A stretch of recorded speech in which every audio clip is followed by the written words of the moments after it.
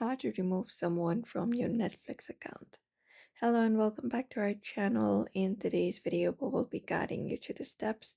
So without any delay, let's just get started.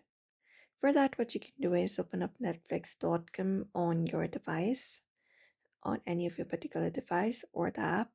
And once you open it up, log in and look out for your profile in the top right corner. Once you go ahead and click on it, you should be finding this particular menu on your screen. Look out for the option of account and you will be headed to the account page like this. Now what you need to do is with an account, basically go ahead and look out for the option called manage access and devices. Go ahead and find it up and click on it. And after you click on it, here you can manage all of the devices and access. So here you can see we have 4 devices available.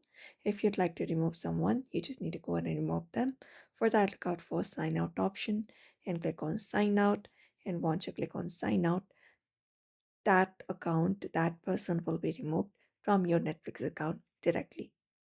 So if you'd also like to remove someone from your Netflix account, it is pretty easy. You may follow up these steps. So I hope this information was helpful. Give it a thumbs up and subscribe for more tips and tutorials.